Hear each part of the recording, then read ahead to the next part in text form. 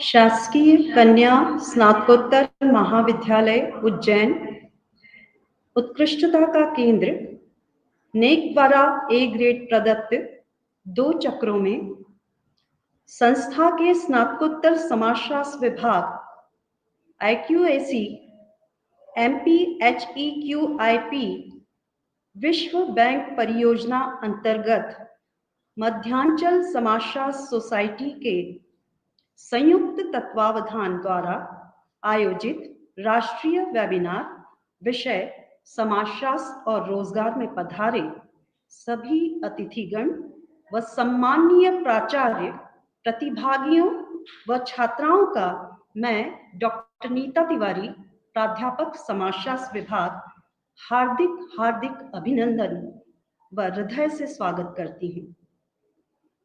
अब मैं वेबिनार के कार्यक्रम अध्यक्ष एवं संस्था के प्राचार्य जी की आज्ञा से कार्यक्रम प्रारंभ कर रही हूँ।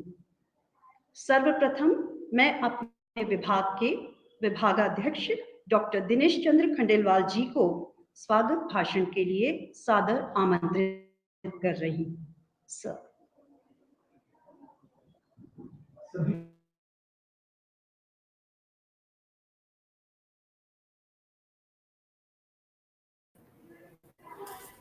सभी को सादर नमस्कार।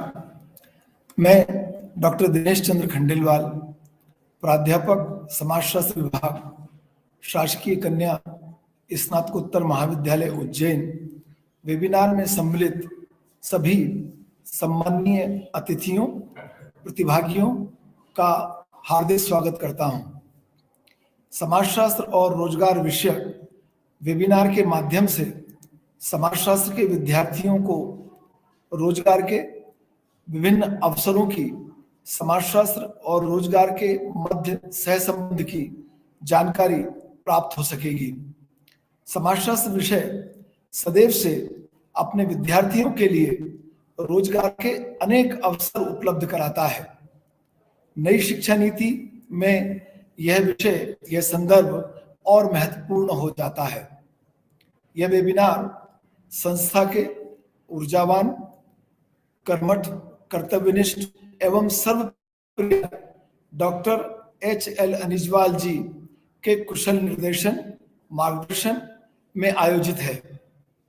यह संस्था के सभी विभागों को शैक्षणिक आयोजनों एवं नवाचार के लिए बहुत स्वायत्तता प्रदान करते हैं। मैं आदरणीय प्राचार्य जी का हार्दिक स्वागत करता हूं। संस्था की पूर्व प्राचार्य एवं रसायन विभाग की विभागाध्यक्ष डॉक्टर अनीता मनचंदिया जी का सहयोग मुझे विभाग की गतिविधियों के संचालन में सदैव प्राप्त होता रहा है।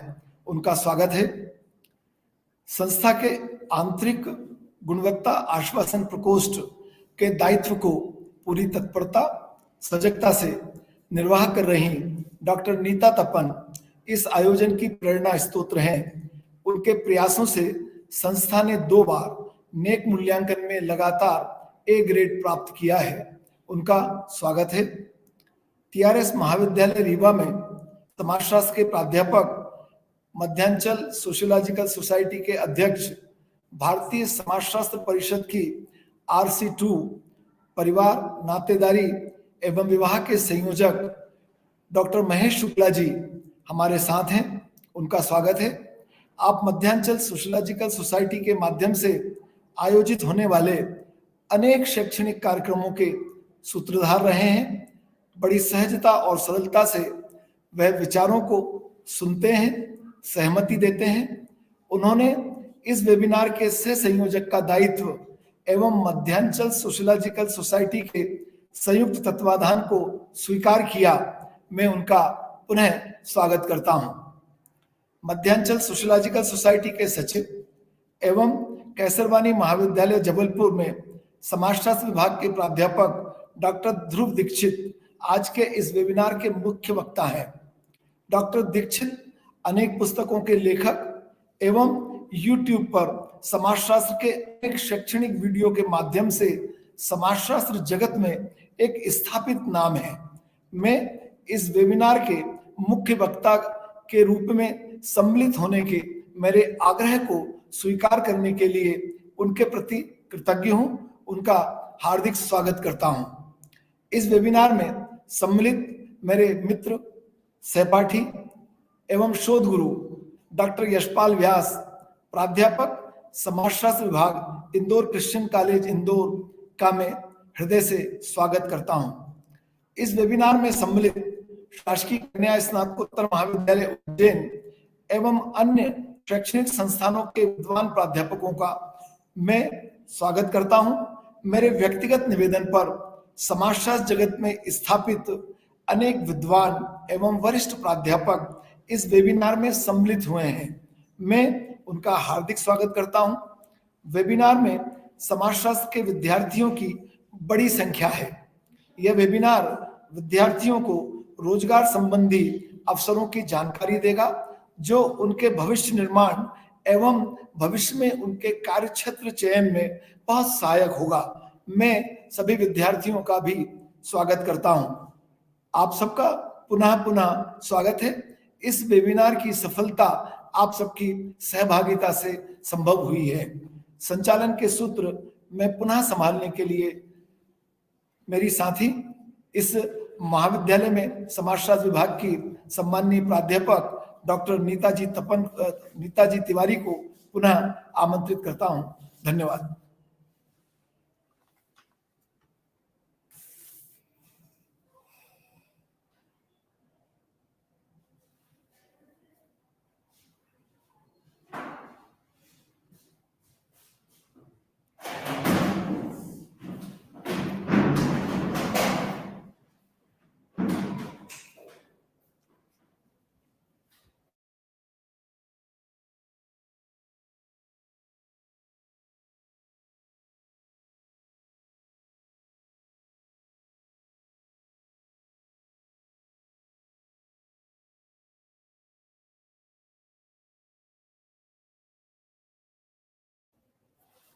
समाजशास्त्र एक ऐसा विषय है जो अपने विद्यार्थियों के लिए अनेक क्षेत्रों में रोजगार उपलब्ध कराता है और यह विद्यार्थियों को इस बात के लिए भी सक्षम बनाता है कि वह स्वयं नौकरी करने के स्थान पर ऐसा कार्य करें जिससे वह स्वयं रोजगार के सृजन के लिए सहायक हो सकें, उत्तरदायी हो सकें और उस सृजन से वह स्वयं भी रोजगार प्राप्त करेंगे और अन्य लोगों के भी भविष्य निर्माण में सहायक होंगे।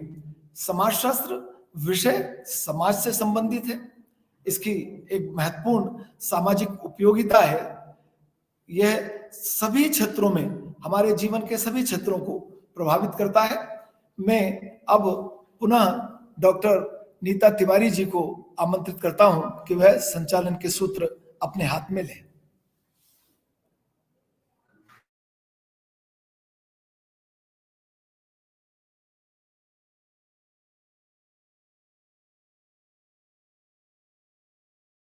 करने के पश्चात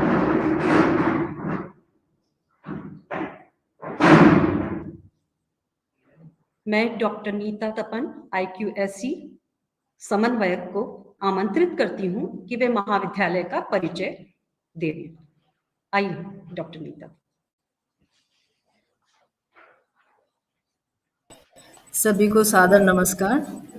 शासकीय कन्या स्नातकोत्तर महाविद्यालय उज्जैन उत्कृष्टता का एक केंद्र, जिसे यह दर्जा मध्य प्रदेश शासन द्वारा प्रदेश के चुनिंदा 7 महाविद्यालयों के साथ दिया गया। ये महाविद्यालय सन 1958 से स्त्री शिक्षा का एक अग्रणी संस्थान रहा है। देश की उन चंद संस्थाओं में इस महाविद्यालय का शुमार होता है जिन्होंने NAAC के मूल्यांकन हेतु 17 वर्ष पहले वर्ष 2004 में स्वयं को प्रस्तुत कर A ग्रेड प्राप्त की थी। पुनः द्वितीय चक्र में इस महाविद्यालय ने वर्ष 2016 में 3.19 CGPA के साथ A ग्रेड हासिल कर प्रदेश के उच्चतम अंकों की श्रेणी में स्वयं को स्थापित किया। ये एक बहुसंकाय महाविद्यालय है जहां कला, विज्ञान, वाणिज्य एवं गृह विज्ञान सभी संकाय स्नातकोत्तर कक्षाओं के साथ गुणवत्तापूर्वक संचालित हो रहे हैं। यहाँ 6 विषयों में शोध केंद्र हैं और 8 स्व-वित्तीय पाठ्यक्रम हैं। रूसा से 2 करोड़ एवं विश्व बैंक MPHQIP के अंतर्गत 11 करोड़ की राशि की सहायता से यह महाविद्यालय प्रगति के पथ पर सतत अग्रसर है। वयम राष्ट्रे जागृयाम पुरोहिताः। इस विजन वाक्य के साथ इस महाविद्यालय का आंतरिक गुणवत्ता आश्वासन प्रकोष्ठ IQAC अकादमिक उत्कृष्टता को दृष्टिगत रखते हुए विद्यार्थियों के लिए मेंटरिंग व करियर मार्गदर्शन की दिशा में निरंतर प्रयासरत है।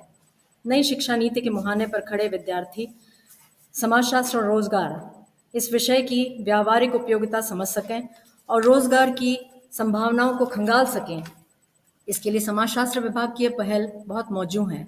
मध्यांचल समाजशास्त्र सोसाइटी के संयुक्त तत्वावधान में आयोजित यह वेबिनार बृहद स्तर पर विद्यार्थी समुदाय के लिए दिशा सूचक होगा। इसी आशा के साथ हमारे प्राचार्य महोदय डॉक्टर HL अनिजवाल सर का अभिनंदन, आमंत्रित अतिथि महोदय श्री डॉक्टर ध्रुव दीक्षित जी का हार्दिक स्वागत, संयोजक डॉक्टर दिनेश चंद्र खंडेलवाल सर और सह संयोजक डॉक्टर महेश शुक्ला जी को शुभकामनाएं और सभी प्रतिभागियों का IQAC की तरफ से स्वागत। अब मैं संचालन के सूत्र पुनः समाजशास्त्र विभाग की प्राध्यापक एवं संयोजन समिति सदस्य डॉक्टर नीता तिवारी को सौंपती हूँ। Over to you madam. Thank you.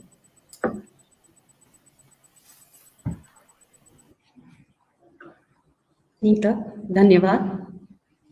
Doctor Nita तपन के इस आत्मीय संबोधन के पश्चात पुनः मैं आपके सामने प्रस्तुत हूं। सादर नमस्कार। स्वागत की परंपरा पूर्ण होने के पश्चात महाविद्यालय परिचय विषय परिचय देने का जो दायित्व मुझे सौंपा गया है, बुद्धि के देवता गणाध्यक्ष को सर्वप्रथम नमन करते हुए मैं विषय प्रवेश कर रही हूं।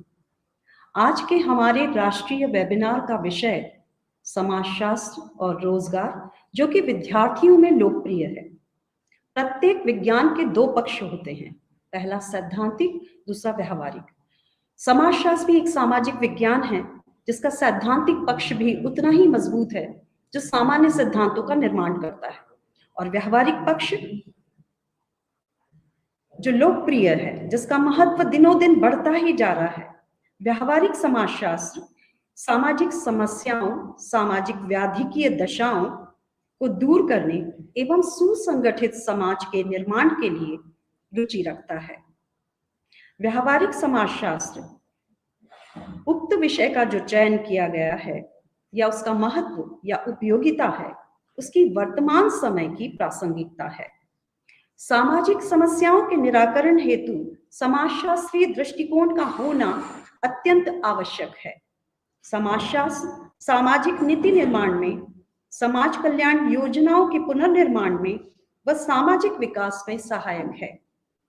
साथ ही सामाजिक संबंधों की प्रगाढ़ता हेतु इस विषय का ज्ञान आवश्यक है।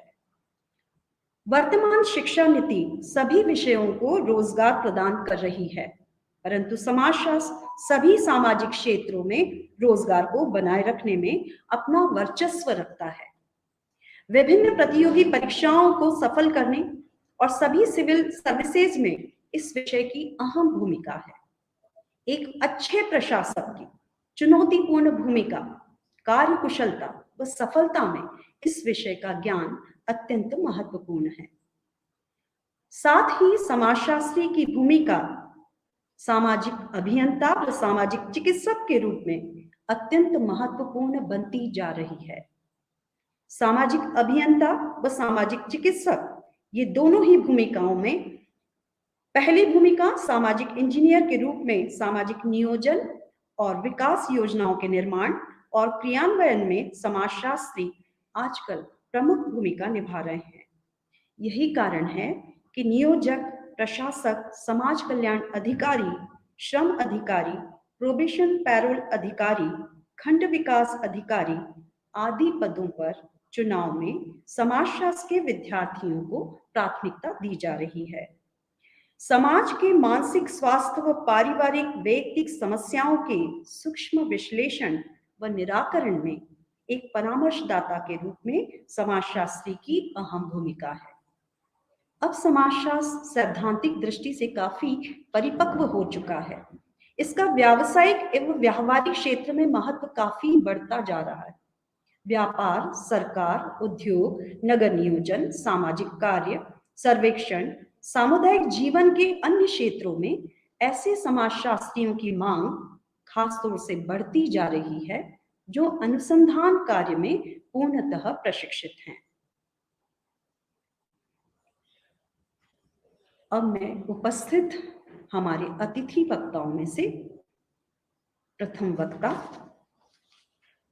डॉक्टर महेश शुक्ला, वेबिनार के सह संयोजक, अध्यक्ष मध्यांचल समाजशास्त्र सोसाइटी एवं प्राध्यापक TRS कॉलेज रीवा के परिचय हेतु डॉक्टर प्रज्ञा दुबे अतिथि विद्वान को आमंत्रित करती हूँ। आइए।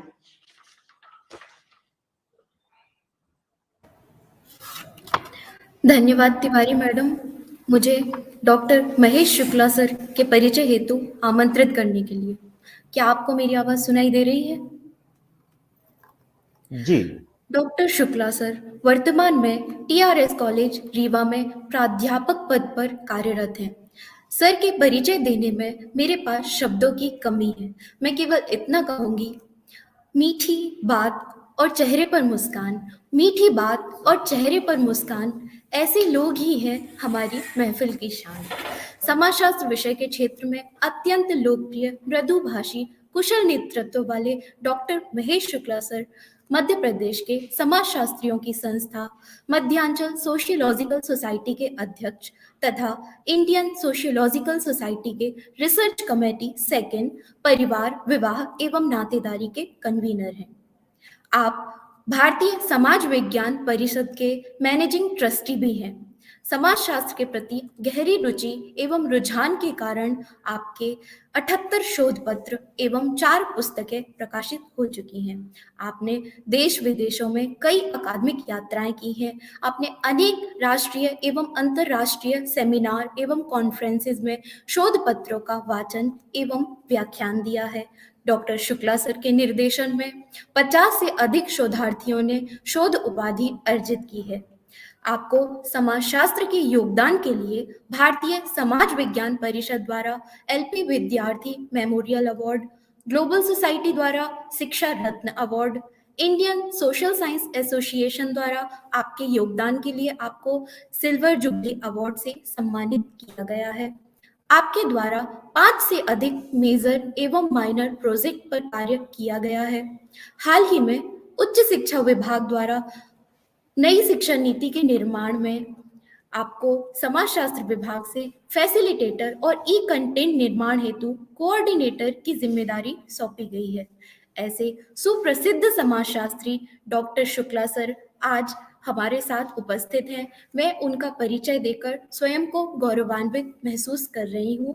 धन्यवाद सर हमारे इस वेबिनार से जुड़ने के लिए। कार्यक्रम के आगे के संचालन हेतु मैं डॉक्टर नीता तिवारी मैडम को पुनः आमंत्रित करती हूँ। धन्यवाद सभी के लिए। धन्यवाद प्रज्ञा। डॉक्टर महेश शुक्ला जी के इस परिचय के बाद हम उत्सुक हैं उन्हें सुनने के लिए। मैं डॉक्टर महेश शुक्ला जी को उद्बोधन हेतु आमंत्रित करती हूँ, सादर आमंत्रित करती हूँ। Sir please. धन्यवाद आदरणीय। शासकीय कन्या स्नातकोत्तर महाविद्यालय उज्जैन द्वारा आयोजित समाजशास्त्र और रोजगार विषय पर राष्ट्रीय वेबिनार के अध्यक्ष एवं इस महाविद्यालय के ऊर्जावान प्राचार्य आदरणीय डॉक्टर HL अनिजवाल जी, समाजशास्त्र विभाग के विभागाध्यक्ष डॉक्टर दिनेश चंद्र खंडेलवाल जी,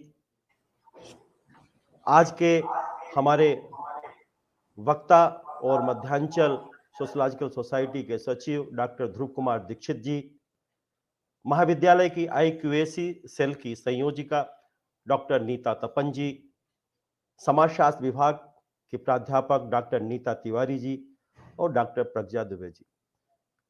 आज तो हम ध्रुव जी को सुनने के लिए आए थे और खंडेलवाल जी का आदेश हुआ कि कुछ मध्यांचल के बारे में और कुछ विषय के बारे में आप 10 मिनट अगर बोल देंगे तो एक शुरुआत हो जाएगी।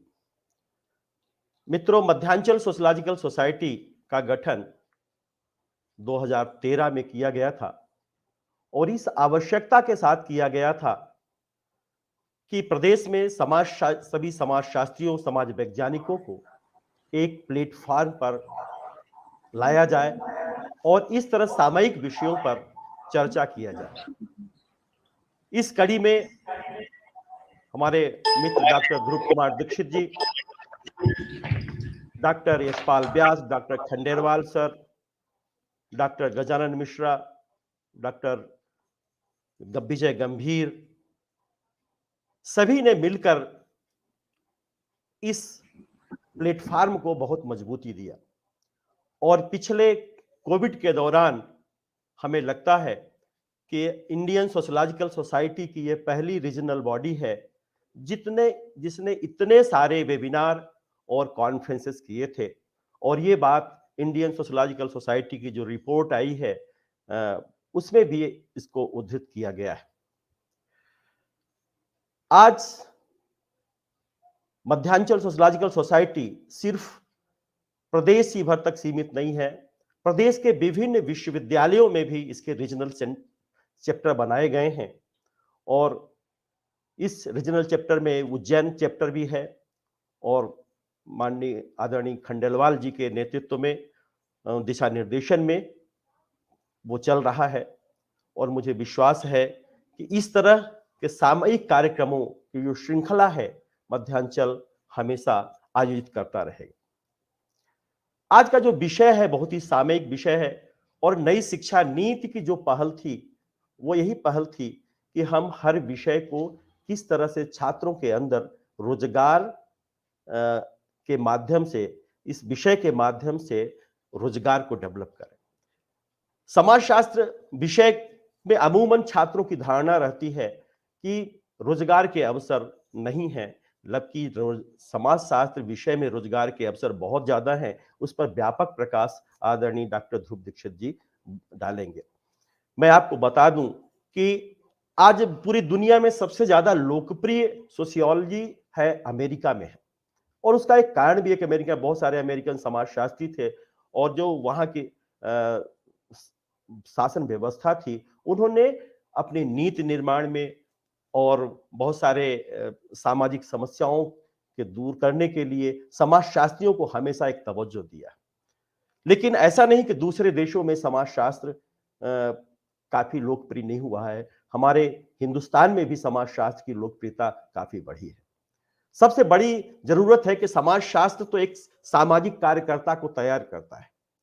सोसाइटी को किस तरह से हम डेवलप करें, समाज को किस तरह से विकास की ओर ले जाएं, किस तरह से प्रगति की ओर ले जाएं, सामाजिक मुद्दों का विश्लेषण कैसे करें, उन्हें हल कर किस तरह से किया जाए, इन सारे तरीकों को खोजने में समाजशास्त्री ही बहुत निपुण होता है और वो इनमें अपना योगदान दे सकता है। और इसके माध्यम से बहुत सारे एनजीओ हैं, बहुत सारे एजेंसीज हैं जहां सोशियोलॉजिस्ट की आवश्यकता होती है, जैसे अभी नीता जी ने अपनी बात कही है। एक और बात मैं आपको बता दूं अपने विद्यार्थियों को, जो समाजशास्त्र पढ़ता है उसकी एक दृष्टि बहुत व्यापक हो जाती है, दृष्टि व्यापक हो जाती है। और यही व्यापकता वो दृष्टि जो एक पत्रकार के, एक मीडिया कर्मी के अंदर होती है। एक रूजवेल्ट इंग्लैंड के बड़े दार्शनिक थे और मीडिया के बहुत बड़े शोधार्थी थे। उन्होंने सोशियोलॉजिस्ट और जर्नलिस्ट दोनों को एक ही सांचे में ढालने का प्रयास किया है। उन्होंने कहा कि हमेशा एक समाजशास्त्री जिस तरह से क्या, कौन, कब, कहां, ये इन शब्दों का चयन करता है, ठीक इसी से हमारा मीडिया कर्मी भी जुड़ा होता है। और वही खोज वो सामाजिक घटनाओं का वास्तविक अध्ययन सोशियोलॉजिस्ट करता है, लेकिन एक जर्नलिस्ट, एक मीडिया कर्मी भी उन घटनाओं की बारीकियों तक पहुंचने का पूरा प्रयास करता है। तो जो समाजशास्त्र पढ़ता है, बहुत सारे हमारे ऐसे छात्र जो समाजशास्त्र पढ़े हैं और बारीकी से इसको देखा है, वो मीडिया के क्षेत्र में गए हैं और बहुत ही सफल हुए हैं। एडमिनिस्ट्रेशन में भी बहुत ही लोकप्रिय हुआ है, खासतौर से पीएससी में और यूपीएससी में। आपको बताएं कि हमारे यहाँ एक कलेक्टर आए थे जो एमबीबीएस थे, और उनसे जब पूछा एक कार्यक्रम में, तो उन्होंने बताया कि हम सोशियोलॉजी में एमबीबीएस से आईएएस में हमने सिविल सर्विसेज में एमबीबीएस नहीं लिया था, हम सोशियोलॉजी हमारा विषय था और सोशियोलॉजी इतना प्रिय मुझे लगा कि अभी पढ़ता रहता हूं। आप मुझे कुछ अच्छी किताबें दीजिए जो अभी लिखी गई।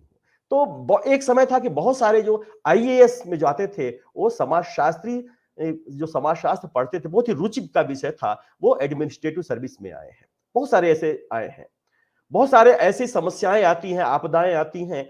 उन आपदाओं को अध्ययन करने के लिए एक पुनर्वास, जिसे हम कहते हैं पुनर्वास परामर्शदाता के रूप में भी हम समाजशास्त्री आगे आते हैं। और बहुत सारे देशों में इस तरह से, खासतौर से अमेरिका में तो इस तरह से रिहेबिलिटेशन जो काउंसलर होता है वो उसका अपॉइंटमेंट किया जाता है और वहां पे वो इन सारे समस्याओं की जड़ तक पहुंचने का जो काम होता है वो उन्हीं का होता है।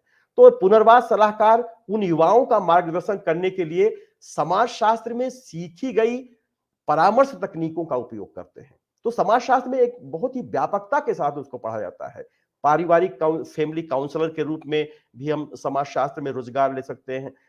आजकल बड़े बड़े जो फैमिली परिवार का बहुत ज्यादा विखंडन हो रहा है। आप देख रहे हैं कि जो जटिलता दिनों दिन बढ़ती जा रही है, उस जटिलता ने एक हमारे परिवार को बहुत ज्यादा प्रभावित किया है। तो आज बड़े बड़े शहरों में जैसे आपके मेडिकल काउंसलर होते हैं, उसी तरह से फैमिली काउंसलर भी जो है होते हैं और उनसे लोग परामर्श लेते हैं। जब डाइवोर्स का चलता है, तलाक के केस फाइल होती है, तो उससे पहले उनको फैमिली काउंसलर के द्वारा उनको फिर से एक करने का प्रयास किया जाता है। तो इस तरह से जो है हम कर सकते हैं। और मानव संसाधन में भी जो है विशेषज्ञ के रूप में एक बहुत बड़ी आवश्यकता होती है। मानव संसाधन में समाजशास्त्री होने के एक हिस्से में प्रतिदिन बड़ी संख्या में लोगों के साथ बातचीत करना शामिल होता है। यह एक मानव संसाधन विशेषज्ञ होने की नींव है, एक आधार है जो नौकरी की भूमिकाओं का विश्लेषण करता है। यह तय करता है कि कोई उम्मीदवार किस विशेष नौकरी के लिए उपयुक्त है या नहीं। किसी निर्णय पर पहुंचने के लिए उम्मीदवारों का साक्षात्कार करना है। तो ये सारे जो काउंसलर होते हैं, जो परामर्शदाता होते हैं, वो विशेषज्ञ होते हैं, वो सोशियोलॉजिस्ट होते हैं। जो ग्लोबल सोसाइटी, जो ग्लोबल बड़े बड़े वो कंपनियां हैं, वो इस तरह से करते हैं। नीति विश्लेषक के रूप में भी समाजशास्त्री होते हैं, प्लानर के रूप में भी हो सकते हैं। तो बहुत सारी अपॉर्चुनिटीज है समाजशास्त्र के क्षेत्र में। और हम छात्रों से चाहेंगे कि इस आज के व्याख्यान को वो बड़ी बारीकी से के साथ सुने और निश्चित है ध्रुव जी अपने मूल उद्देश्य तक पहुंचने में काफी सफल होंगे। और इसी शुभकामना के साथ मैं पुनः सारे आयोजकों को बधाई देता हूं और खासतौर से महाविद्यालय परिवार को कि जिन्होंने ये बहुत ही सामयिक विषय पर ये कार्यक्रम का आयोजन किया है। बहुत बहुत धन्यवाद। धन्यवाद सर। निश्चित ही आपने जो बताया है, जो मार्गदर्शन दिया है, उससे सभी छात्र व सभी सुनने वाले हम सभी काफी प्रभावित हैं। और इस विषय के बारे में जो आपने सरलता और महानगरीय जीवन की विडंबना और परामर्श, परिवार परामर्श और जो चिंताएं व्यक्त की हैं, उन सब के बारे में हम भी सोचने के लिए तैयार हैं, चिंतित हैं। मैं आपका धन्यवाद देती हूँ और डॉक्टर प्रज्ञा दुबे को आमंत्रित करती हूँ। उससे पहले मैं कुछ बताना चाहूंगी। डॉक्टर ध्रुव कुमार दीक्षित, सचिव मध्यांचल सोशियोलॉजिकल सोसाइटी एवं प्राध्यापक केसरवानी कॉलेज जबलपुर के परिचय हेतु हम उत्सुक हैं। प्रज्ञा जी, आप आइए और उनके व्यक्तित्व के विविध आयामों के संदर्भ में हमें परिचय दीजिए। धन्यवाद तिवारी मैडम, मुझे इस वेबिनार के मुख्य वक्ता का परिचय देने हेतु आमंत्रित करने के लिए। समाजशास्त्र और रोजगार विषय पर आयोजित आज के इस वेबिनार के मुख्य वक्ता का परिचय देना मैं अपना सौभाग्य मानती हूँ। बहुमुखी प्रतिभा के धनी, श्रेष्ठ वक्ता एवं विचारक आज हमारे मुख्य अतिथि वक्ता हैं डॉक्टर ध्रुव कुमार दीक्षित जी, जिनकी स्नातक स्तर पर समाजशास्त्र विषय की पाठ्यक्रम पुस्तकें पढ़कर प्रदेश भर के विद्यार्थी लाभान्वित हो रहे हैं। आप वर्तमान में केशरवानी महाविद्यालय जबलपुर में प्राध्यापक पद पर कार्यरत हैं एवं मध्यांचल सोशियोलॉजिकल सोसाइटी के सचिव हैं। आपने समाजशास्त्र विषय से एमफिल एवं पीएचडी शोध कार्य की उपाधि प्राप्त की है। इसके बाद आपने शैक्षणिक कार्य को अपना कार्यक्षेत्र चुना।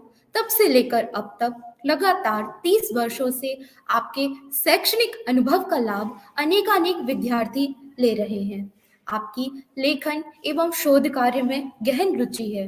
आपकी इस क्षमता का अंदाजा इस बात से लगाया जा सकता है कि आपकी अब तक 16 पुस्तकें एवं 57 शोध पत्र प्रकाशित हो चुके हैं।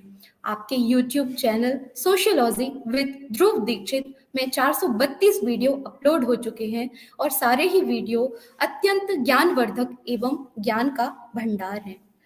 आपके सानिध्य में 21 विद्यार्थियों ने पीएचडी की उपाधि अर्जित की है, जिनमें से एक विद्यार्थी दृष्टिबाधित भी रहे हैं एवं वर्तमान में भी एक विद्यार्थी आपके मार्गदर्शन में शोध कार्यरत हैं।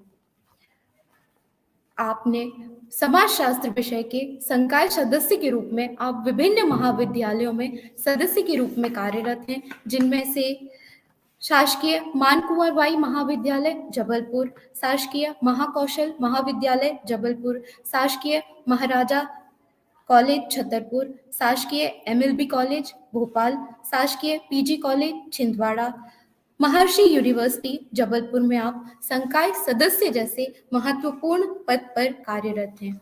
आप अटल बिहारी वाजपेयी हिंदी यूनिवर्सिटी भोपाल में कार्य परिषद सदस्य हैं। ऐसे अनुभवी एवं प्रखर विद्वान शिक्षाविद आज हमारे इस वेबिनार के मुख्य वक्ता हैं। यह हमारे लिए अत्यंत हर्ष का विषय है। अंतिम 2 पंक्तियों के साथ मैं अपनी वाणी को विराम दूंगी।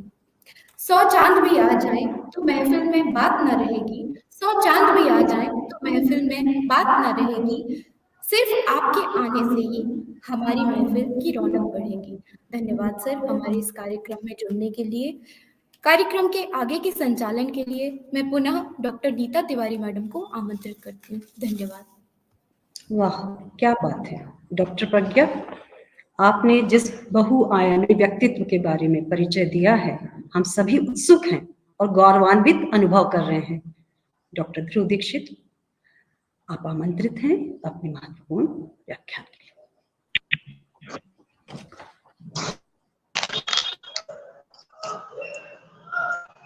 नमस्कार मैडम। सर्वप्रथम मैं शासकीय कन्या महाविद्यालय उज्जैन का अत्यंत आभारी हूँ, प्राचार्य जी का, अपने सहयोगी मध्यांचल सोशियोलॉजिकल सोसाइटी के सदस्य और मेरे बड़े भाई Acharya Khandelwal sir, IQAC cell की मैडम नीता और प्रज्ञा दुबे जी का, साथ ही साथ पूरे महाविद्यालय परिवार का कि आपने मुझे ये अवसर प्रदान किया। सामान्यतः समाजशास्त्र विषय पे जो आपने चर्चा की है, एक बहुआयामी विषय है समाजशास्त्र और रोजगार।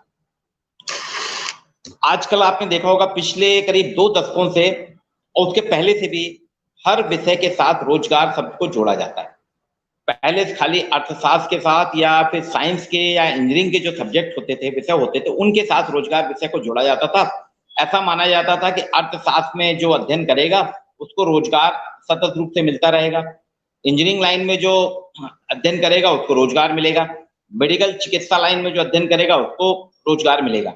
लेकिन समाजशास्त्र को एक सामान्य विषय के रूप में लिया जाता है कि समाजशास्त्र एक सामान्य विषय है, एक सरल विषय है, और इसके प्रति एक भ्रांति आज से करीब 4 दशक पहले तक ये भ्रांति थी कि ये सिर्फ कुछ रिसर्च करते हैं या फिर इसको फेमिनिज्म के साथ जोड़ दिया गया था कि महिला से संबंधित जितने भी हैं अध्ययन वो करेंगे, लेकिन रोजगार के साथ इसको नहीं जोड़ा गया।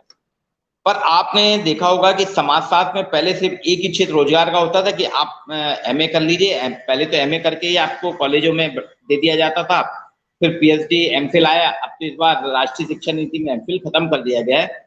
रिसर्च कर अगर आप कर लेते हैं तो आपको किसी भी कॉलेज में अध्यापक के रूप में आप अपनी सेवाएं दे सकते हैं, वो एक रोजगार का माध्यम है। अभी मेरे साथी महेश शुक्ला जी ने बहुत कुछ बताया, मैडम ने भी बताया था समाजशास्त्र के बारे में। तो वास्तव में समाजशास्त्र के कुछ उद्देश्य पहले से निर्धारित किए गए हैं।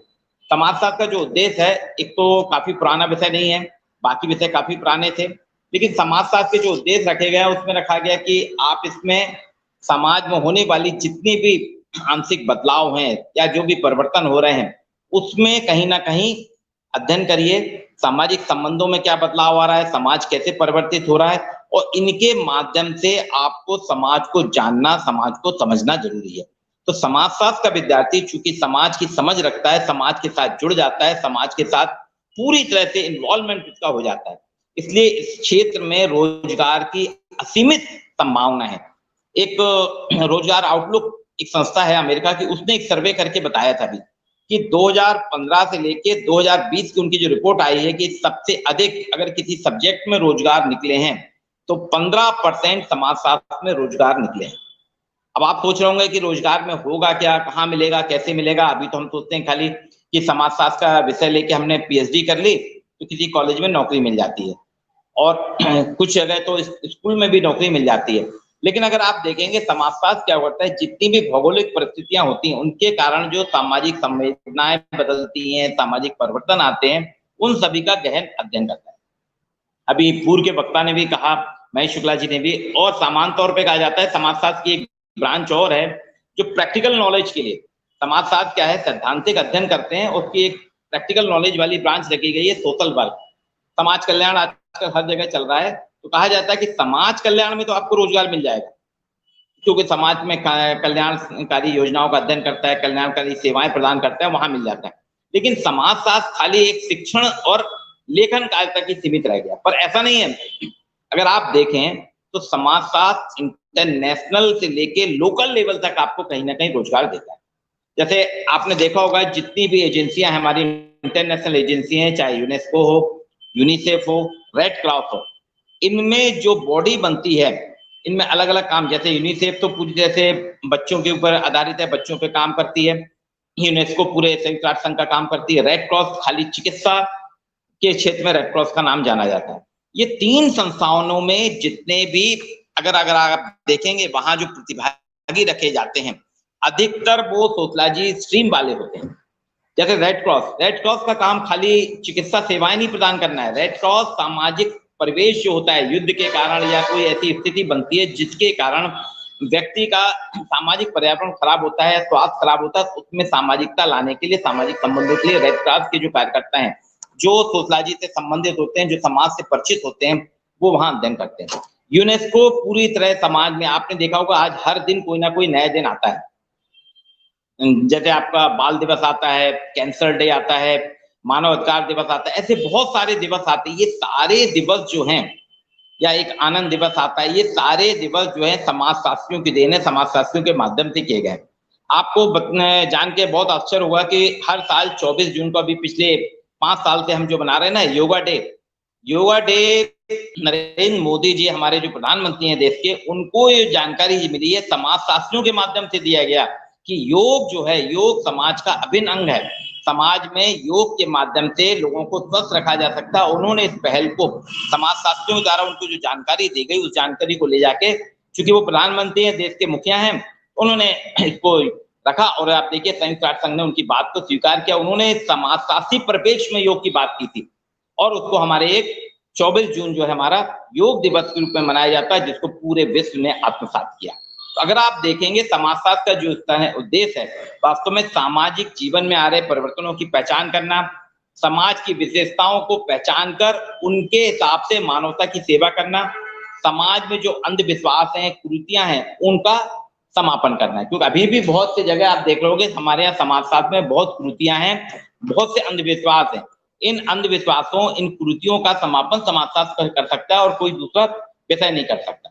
क्योंकि बाकी विषय जो है, जैसे अर्थशास्त्र विषय में खाली समाज में लाभ हानि, व्यापार वाणिज्य की बात की जाती है, कॉमर्स व्यापार वाणिज्य की बात करता है, साइंस नए नए इन्वेंशन करता है, नई नई खोजें करता है, राजनीति शास्त्र पूरी तरह से राजनीतिक गतिविधियों से जुड़ा है, भाषा विज्ञान जो है भाषाई क्षेत्र से जुड़े हैं। लेकिन समाजशास्त्र एक ऐसा विषय है जो समाज की समझ रखता है, समाज की जानकारी देता है, समाज के बारे में विश्लेषण करता है।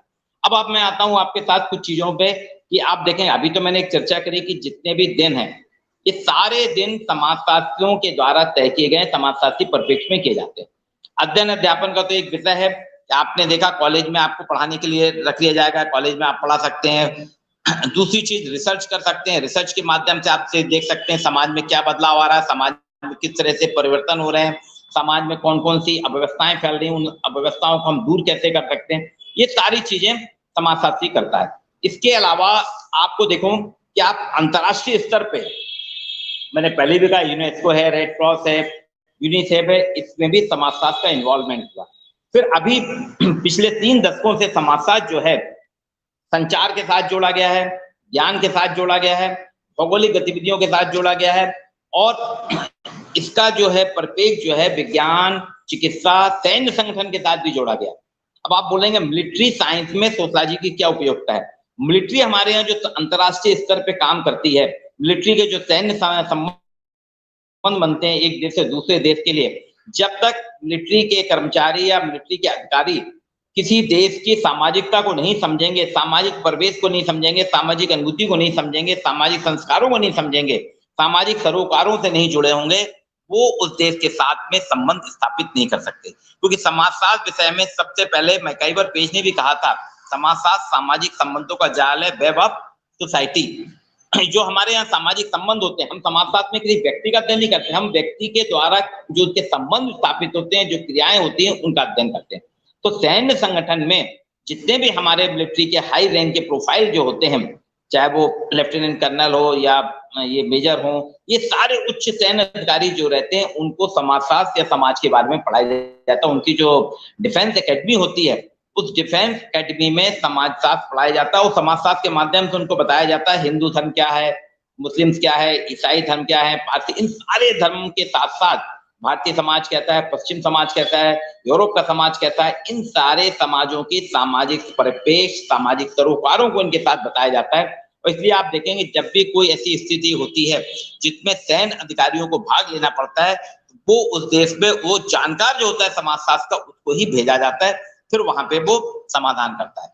आज आपने देखा होगा आतंकवाद बहुत फैला हुआ है, आतंकवाद से पूरा विश्व परेशान है। इस आतंकवाद के समाधान के लिए भी समाजशास्त्रियों को जोड़ा गया है कि उनसे मांगा जाता है कि आप ऐसा बताइए कि समाज का ताना बाना हमारा ऐसा विध्वंसक क्यों हो रहा है, समाज में ऐसी क्या स्थिति आ गई कि हमारे यहाँ के यूथ जिनको पढ़ना चाहिए, जिनके हाथ में पुस्तक होना चाहिए, जिनके हाथ में कंप्यूटर का माउस होना चाहिए, उनके हाथ में AK-47 आ रही है, ऐसी क्या वजह है? तो वो विश्लेषण करके बता रहे हैं कि हमारे सामाजिक परिवेश में क्या बदलाव आया है, समाज में कितनी परिवर्तन हुए, और उसके हिसाब से देखिए कई जगह आतंकवादी घटनाएं भी रुकी हैं समाजशास्त्री परिप्रेक्ष्य। हालांकि अभी उतना ज्यादा समाजशास्त्री को उतना सफलता नहीं लेके, लेकिन आतंकवादी परिप्रेक्ष्य में आतंकवादी घटनाओं को रोकने में समाजशास्त्र भी एक महत्वपूर्ण भूमिका निभा रहा है।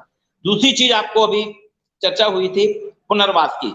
आपने देखा होगा आज का समाज जो हमारा पूरा डेवलपमेंट का है, पिछले 2000 के पहले के अगर हम समाज को देखें और 2000 के बाद के समाज को देखें, 2000 पहले का समाज हमारा कल्याणकारी समाज होता था। राज्य सरकारें, केंद्र सरकारें या जितने भी समाजशास्त्री होते थे, अर्थशास्त्री होते थे, नेता होते थे, समाज सुधारक होते थे, ये सब कल्याण की बात करते थे, सामाजिक कल्याण की बात करते थे, सामाजिक परिप्रेक्ष्य में बात करते थे।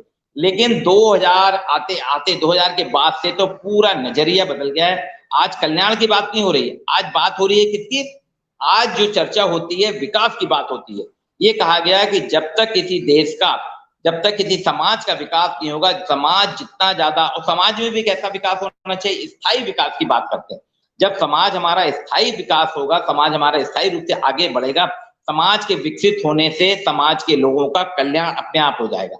यहाँ कुछ लोग से इत्तेफाक नहीं रख सकते हैं। अब देखिए आप, आज हमारे यहाँ जो 4 लेन सड़कें बन रही हैं, फ्लाईओवर बन रही हैं, ये सामाजिक विकास का पर्याय है ना। हमारे यहाँ सूचना क्रांति आई 1985 में, राजीव गांधी जी ने कंप्यूटर की बात की थी, लेकिन उस वक्त बहुत विरोध हुआ था कि कंप्यूटर भारत के लिए उपयोगी नहीं है, कंप्यूटर आएगा तो हमारे यहाँ बेरोजगारी बढ़ेगी।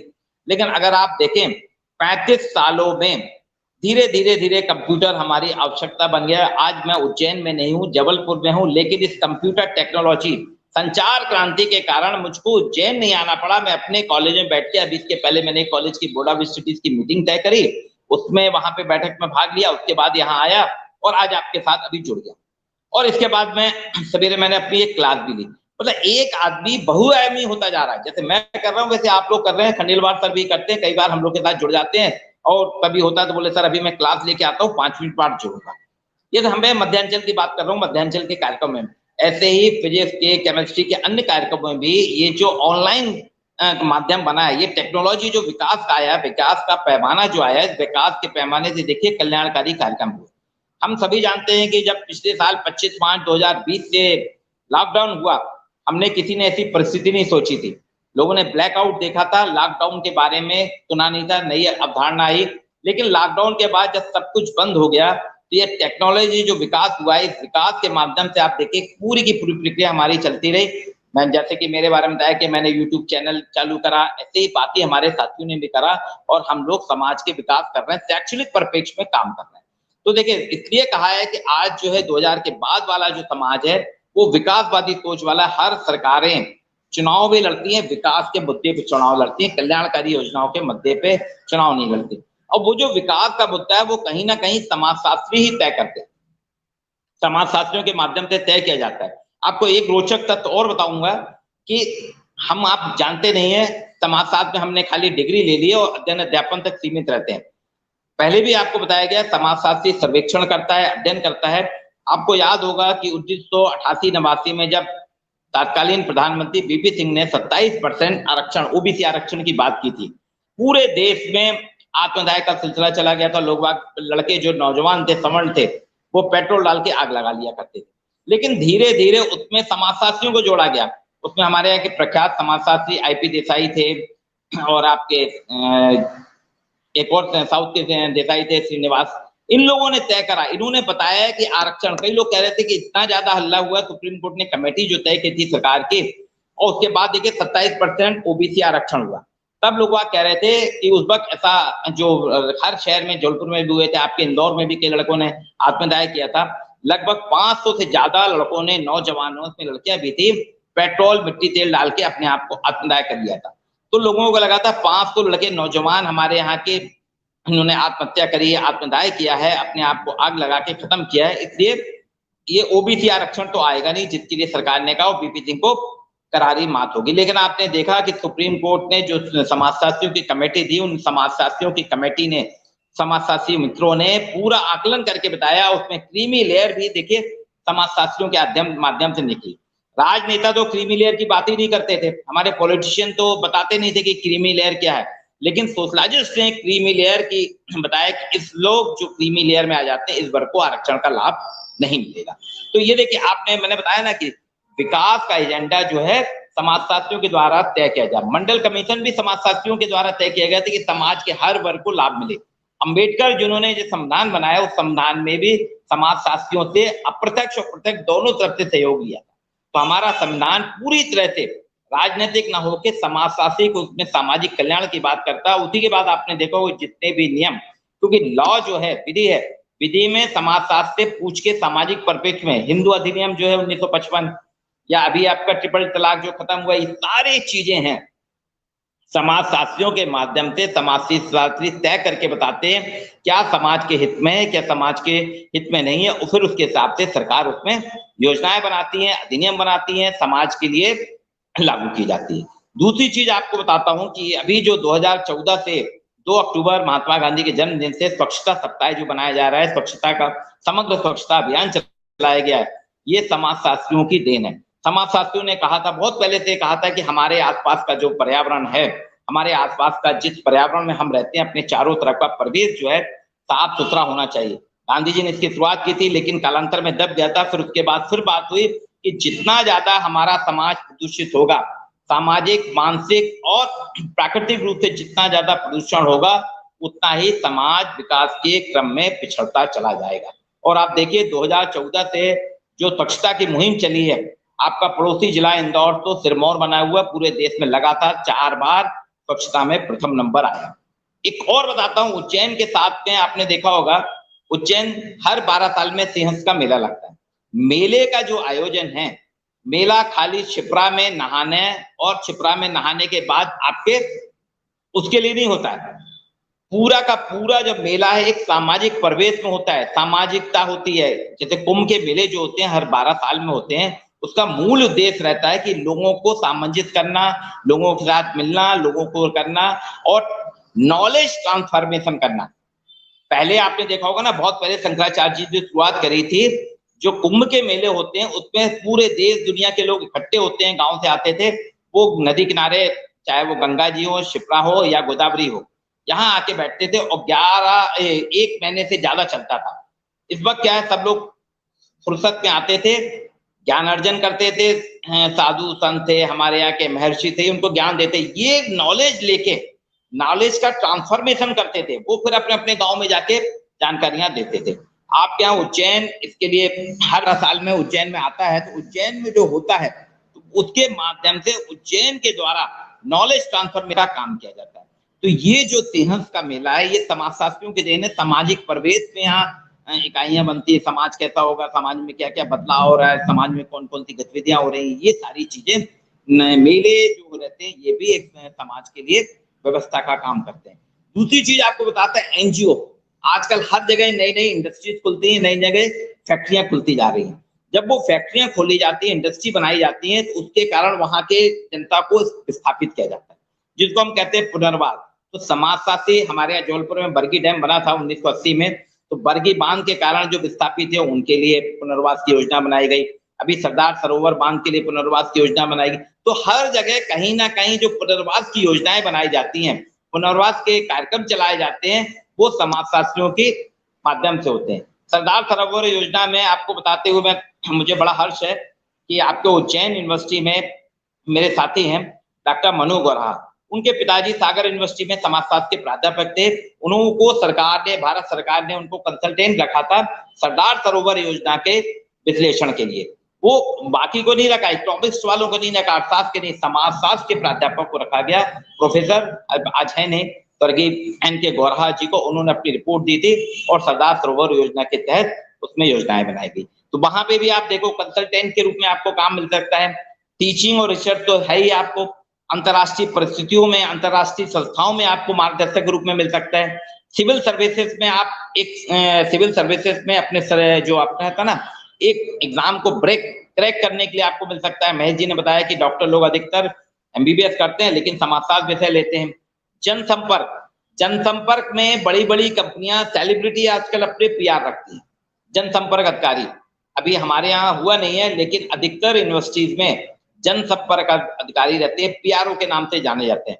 वाइस चांसलर, रजिस्ट्रार के पास इतना काम नहीं, इतना ज्यादा वर्कलोड रहता है कि वो एक PRO रख देते हैं, वो विश्वविद्यालय की सारी योजनाएं, सारे कार्यक्रम बताता है। वो जो जनसंपर्क अधिकारी है वो समाज का जानकार होना चाहिए, समाज से परिचित होना चाहिए। और इसलिए अधिकतर समाजशास्त्र के जो प्रोफेसर हैं, जितनी भी यूनिवर्सिटी हैं, उसमें समाजशास्त्र के प्राध्यापकों को, समाजशास्त्र के प्रोफेसर को जनसंपर्क अधिकारी बना दिया जाता है।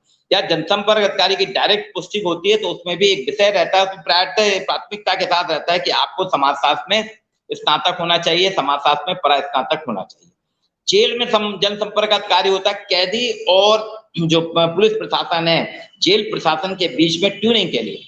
इसी तरह महाविद्यालयों में भी, महाविद्यालय में प्राचार्य और प्राध्यापकों के बीच में किसी एक शिक्षक को प्रभारी बना दिया जाता है कि वो छात्रों के साथ उनकी होने वाली समस्याओं के साथ डील करता है, उनके अभिभावकों के साथ में डीलिंग करता है।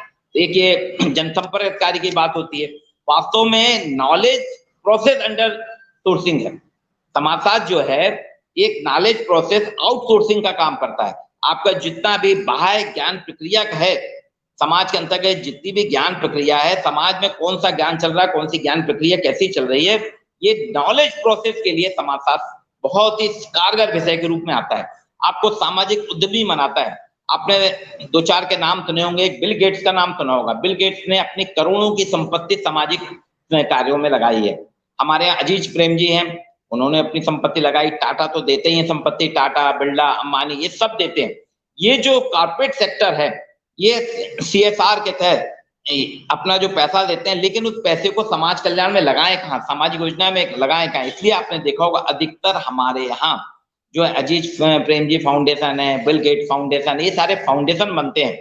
और ये फाउंडेशन मिलके क्या करते हैं, इसमें समाजशास्त्री रहते हैं जो अपने विश्लेषणात्मक कौशल, संचार कौशल और प्रभावी अध्ययन कौशल के माध्यम से नई नई योजनाएं बनाते हैं, नए नए विकल्प तैयार करते हैं कि समाज का आप पैसा लगाइए, आपके पैसे का हम सदुपयोग कहाँ होगा, कैसा कराएंगे। तो आपको मैं कुछ चीजें बताता हूँ जिसमें आपको नौकरी मिल सकती है, जहां पे नौकरी आपको आ सकती है।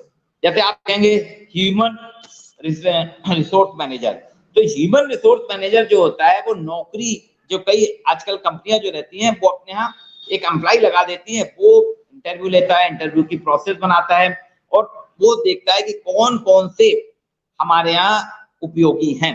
दूसरी चीज प्रोजेक्ट मैनेजर, हर कंपनी अपने यहाँ कुछ प्रोजेक्ट बनाती है कि हमको अगले 5 साल में क्या करना है, कौन से प्रोजेक्ट में जाना है। तो ये कंपनियां, हमको लगता जरूर है कि इन्होंने ये आउटलेट खोल दिया है, ये कंपनी बना दी, ये वास्तव में प्रोजेक्ट मैनेजर होते हैं। प्रोजेक्ट मैनेजर के माध्यम से वो एनालिसिस करते रहते हैं कि कंपनी अपने किस प्रोडक्ट को, किस उत्पाद को कहाँ पे किस तरीके से लागू करे। मैनेजर ऑफ पब्लिक रिलेशन, तो पब्लिक रिलेशन जो होता है, मैनेजर ऑफ पब्लिक रिलेशन जो रहता है कि पब्लिक के बीच में क्या है, सामाजिक संबंध कैसे। कई कंपनियां जो हैं, राज्य सरकारें हैं, केंद्र सरकारें हैं, ये योजनाएं बनाती हैं कि जन जन तक कैसे पहुंचे। जैसे आपको एक उदाहरण देता हूं मोबाइल फोन का। नोकिया फोन जो है हेलसिंकी में बनता है। 1964 में इसकी शुरुआत हुई थी।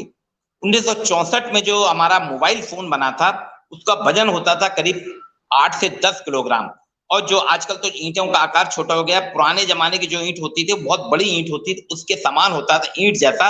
और उसमें जो बैटरी चार्ज होती थी, उसकी बैटरी चार्ज करने में 24 घंटे लग जाते थे, लेकिन उपयोग होता था 1 किलोमीटर की रेंज से, और बैटरी उसकी डिस्चार्ज हो जाती थी, मात्र जो बैटरी होती थी 2 या 3 घंटे से ज्यादा नहीं चलती। अब उतने भारी मोबाइल फोन को लेके चले कैसे, तो वो चला नहीं। फिर धीरे धीरे उन लोगों ने, नोकिया कंपनी ने बात करी फिनलैंड के समाजशास्त्रियों से, ब्रिटेन के समाजशास्त्रियों की, भाई आप बताइए समाज में हम इसको कैसे लॉन्च करें, क्योंकि हमने टेक्नोलॉजी तो स्टार्ट करी है, लेकिन उसको हाथ हाथ में जन जन तक कैसे पहुंचाएं, लोगों के पॉकेट में कैसे कराएं। उन्होंने कहा सबसे पहले आपको इसको हल्का बनाना पड़ेगा, इसका आकार छोटा करना पड़ेगा, इसकी ड्यूरेबिलिटी बढ़ाना पड़ेगी, इसकी गुणवत्ता आपको इसमें लाना पड़ेगी। क्योंकि जब तक आप इसमें नहीं आएंगे, इसके अंतर्गत जब तक आप इसको नहीं शामिल करेंगे, इसको हल्का नहीं करेंगे, वजन कम नहीं करेंगे, कोई उपयोग नहीं करेगा। और आप देखिए कि 1990 से नोकिया कंपनी ने जो चेंज करा, फिर मोटोरोला और नोकिया मिलके करे, फिर अब तो बहुत सी कंपनियां आ गई हैं, एप्पल वगैरह सब आ गई हैं। इनके मोबाइल फोन बहुत हल्के हो गए हैं, अधिकतर फीचर आ गए। पहले सिर्फ वॉइस रिकॉर्डिंग और इनकमिंग आउटगोइंग के लिए होता था हमारी आपकी बात, फिर उसमें फिल्म आने लगी, वीडियो आने लगे, मैसेजेस आने लगे, टेक्स्ट मैसेज आने लगे, फिर इंटरनेट आया। तो आज आप देखिए मोबाइल फोन एक अनिवार्यता हो गया, जिसको भोग विलास की वस्तु माना जाता।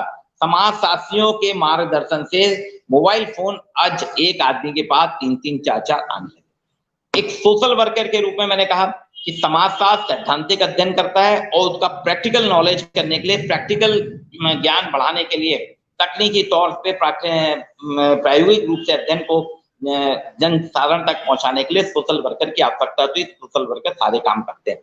एक होता है मार्केट रिसर्च एनालिस्ट। अगर सोशलॉजी का छात्र मार्केट रिसर्च एनालिस्ट में, क्योंकि सर्वे करना पड़ेगा, आप सर्वे करेंगे आपकी कंपनी को क्या चाहिए, समाज की क्या डिमांड है, समाज क्या मांग रहा है। आपने देखा हर साल कंपनियां, ये करीब 3 दशक पहले हम जो भी प्रोडक्ट लेते थे हमको 250 ग्राम या आधा किलो या 1 लीटर लेना पड़ता था। खासतौर से कॉस्मेटिक सामान की बात कर रहा हूं मैं, क्रीम, स्नो पाउडर सब बड़े बड़े डिब्बों में आते थे। लेकिन कंपनियों ने तय करा, पहले शुरुआत हुई थी उसकी, आपके कहते हैं पान पराग कंपनियां जो हैं, जो पान मसाला वगैरह बनाती, उन्होंने कहा कि हमारे बड़े बड़े डिब्बे हैं, लोग खरीदते नहीं, 100-100, 150 रुपए के डिब्बे होते हैं।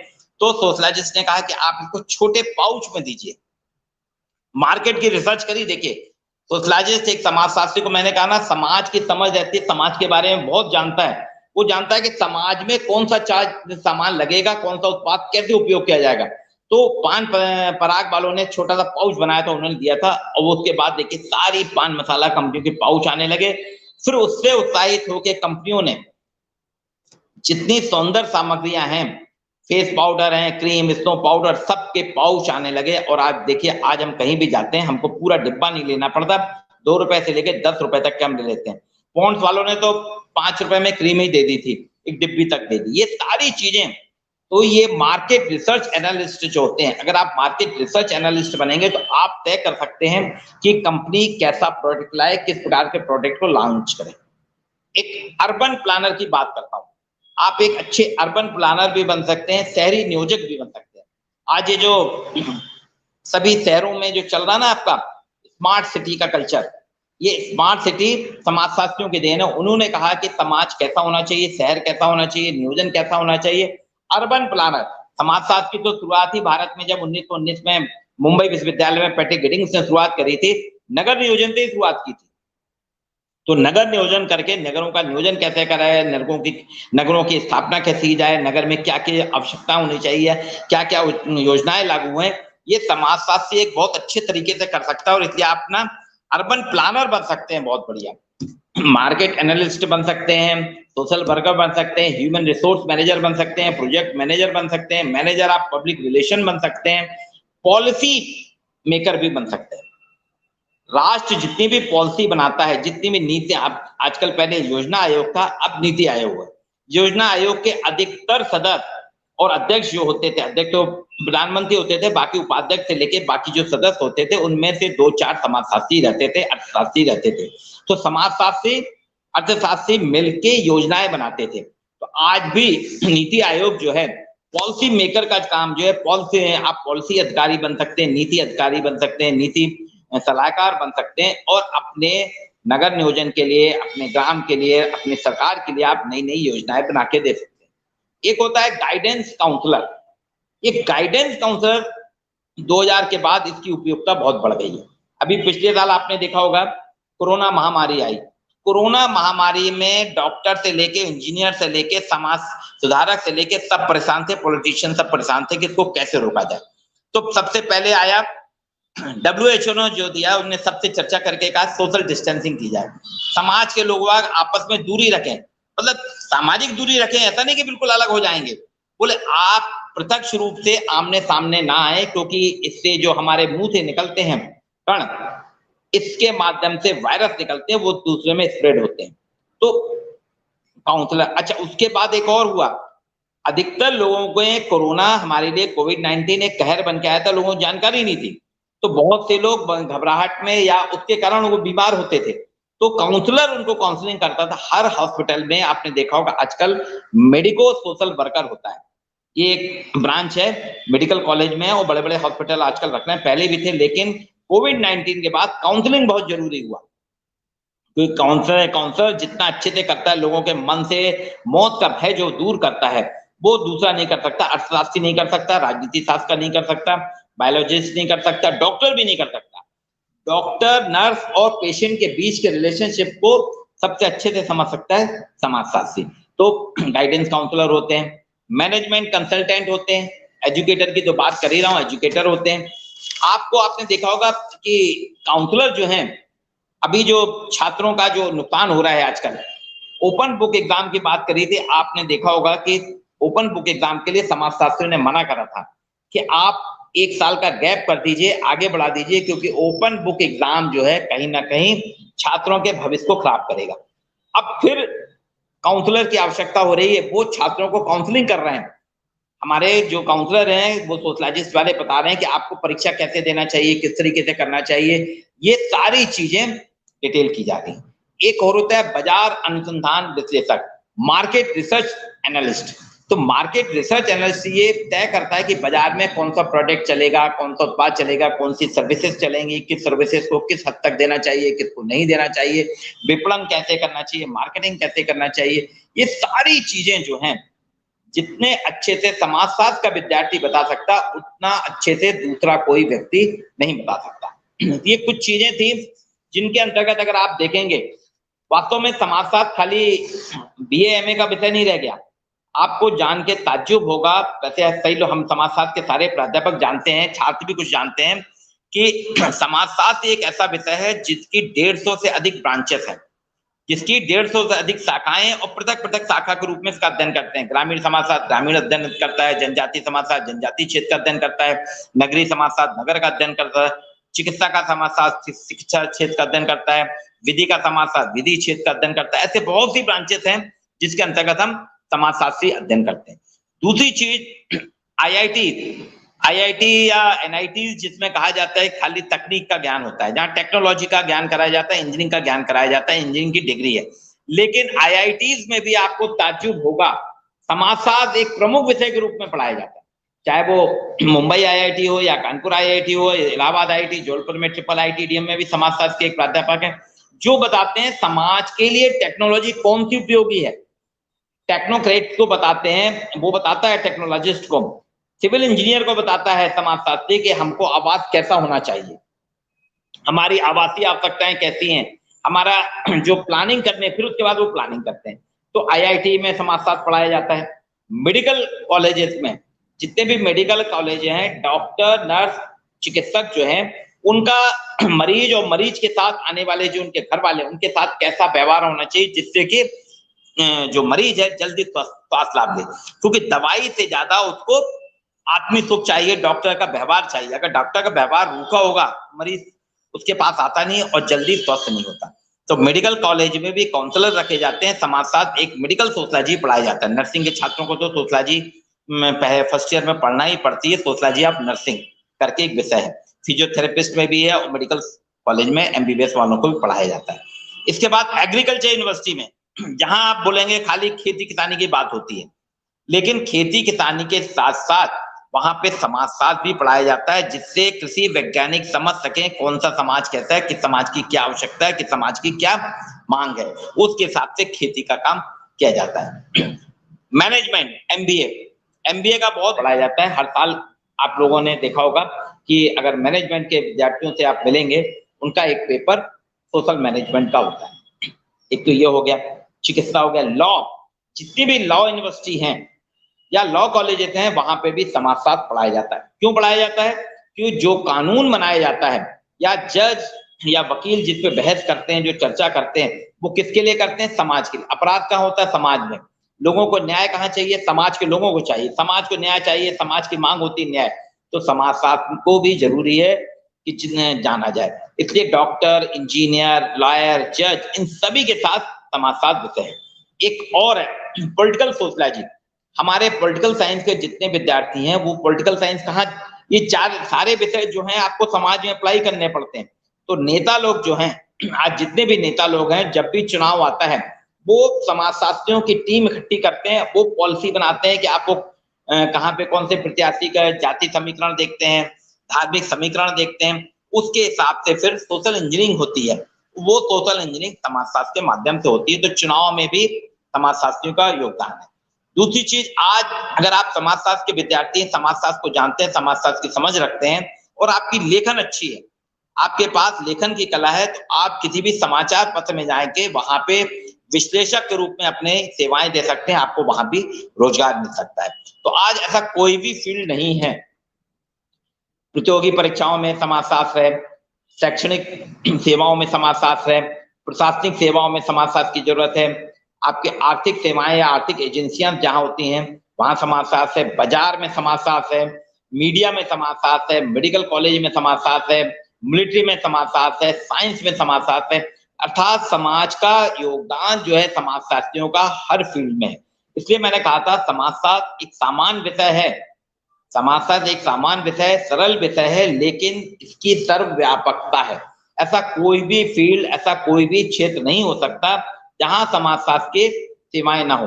और अभी तो इस बार जो हमारी राष्ट्रीय शिक्षा नीति के तहत मध्य प्रदेश सरकार ने जो सिलेबस लॉन्च किया है, हमारा जो सिलेबस बना है, अगर आप देखेंगे पाठ्यक्रम, तो मेजर विषय में भी समाजशास्त्र है, माइनर विषय में भी समाजशास्त्र है, इलेक्टिव विषय में भी समाजशास्त्र है। यानी समाजशास्त्र आप पीछा नहीं छोड़ सकते। आप तो अगर लड़के ने मेजर नहीं लिया है तो माइनर उसको लेना पड़ेगा, अगर माइनर और मेजर नहीं लिया तो इलेक्टिव में उसके पास चॉइस है। यानी समाजशास्त्र हम लोगों के लिए इतना प्रिय विषय हो गया, समाज के लिए, हमारे ब्यूरोक्रेट्स हो, नेता हो या प्रशासक हो, ये सभी के लिए। वो जानते हैं कि समाजशास्त्र को जब हम प्रयोग करेंगे, समाजशास्त्र की समझ देंगे, समाजशास्त्र की जानकारी देंगे, तो स्वतः ही छात्रों के विकास के साथ साथ समाज का विकास होगा। संक्षेप में मैं आपको थोड़ी जानकारी दे देता हूं कि समाजशास्त्र विषय कहाँ। आप एमए, एमफिल खत्म हो गया, अब नई शिक्षा नीति के तहत राष्ट्रीय शिक्षा नीति में एमए, पीएचडी करके और नेट क्वालिफाई करके, आप नेट एग्जाम पास करके किसी भी यूनिवर्सिटीज में, गवर्नमेंट कॉलेज में, प्राइवेट कॉलेज में समाजशास्त्र के प्राध्यापक बन सकते हैं। दूसरी चीज, आप टैक्स कंसल्टेंट के रूप में बन सकते हैं, बाजार के प्रोडक्ट को कैसे लॉन्च करें वहां बन सकते हैं। तीसरा, आप जो है ह्यूमन रिसोर्स मैनेजमेंट के रूप में आ सकते हैं, ह्यूमन रिसोर्स मैनेजर बन सकते हैं। प्रोजेक्ट मैनेजर बन सकते हैं, आप सोशल वर्कर बन सकते हैं, अर्बन प्लानर बन सकते हैं, मार्केट रिसर्च एनालिस्ट बन सकते हैं, गाइडेंस काउंसलर बन सकते हैं, मैनेजमेंट कंसल्टेंट बन सकते हैं, एजुकेटर बन सकते हैं और मैनेजमेंट ऑफ पब्लिक रिलेशन में आ सकते हैं। इस सब के साथ साथ कोई भी ऐसा, पूर्व के वक्ताओं ने कहा था कहाँ का काउंसलर की जरूरत होती है, फैमिली, आपके हर शहर में परिवार परामर्श केंद्र होते हैं, वहां समाज साथी रखा जाता है, जेल में रखे जाते हैं समाज साथी, आपके हॉस्पिटल में रखा जाता है समाज साथियों को, बड़ी बड़ी बिल्डिंगें बनती हैं तो बिल्डिंग की क्या रिक्वायरमेंट है, हाउसिंग प्लानिंग कैसे होना चाहिए, नगर नियोजन कैसे होना चाहिए तो नगर निगम में रखा जाता है, ग्रामीण क्षेत्र में पंचायत की सेवाएं कैसे होनी चाहिए, पंचायती राज क्या होना चाहिए, इन सारी चीजों के प्लानर के रूप में समाज साथियों को रखा जाता है। अर्थात ऐसा कोई भी क्षेत्र नहीं है, बाजार से लेके हॉस्पिटल से लेके घर से लेके हर क्षेत्र में, अपराध में भी, अपराध को कैसे कम किया जाए। तो आपने देखा होगा जो जेल होते हैं या जो पैरोल वगैरह जो मिलती है, परिवीक्षा अवधि होती है, पोस्टल स्कूल वगैरह होते हैं, बच्चों में जो छोटे छोटे बच्चे चले जाते हैं अपराध में, उनको कैसे परिवर्तित किया जाए, तो समाजशास्त्री वहां उनका विशेषण करता है। ये कुछ आपको समाजशास्त्र और रोजगार के मैंने मुद्दे बताए। आप ऐसा नहीं सोचिए कि खाली समाजशास्त्र में BA MA करेंगे, लेकिन BA MA के बाद थोड़ी मेहनत अगर आप करते हैं तो डिफरेंट फील्ड हैं, उन फील्ड में जाके आपको कहीं ना कहीं किसी ना किसी रूप से रोजगार मिलेगा। और एक आउटलुक, रिसर्च आउटलुक है जो उसका सर्वे है कि 2015 से 2020 में ये 5 साल में सबसे अधिक अगर रोजगार निकला है, 15% की वृद्धि हुई है, तो आपके समाजशास्त्र विषय में हुई, किसी दूसरे विषय में नहीं हुई, इवन साइंस में भी नहीं हुई, टेक्नोलॉजी में भी नहीं हुई।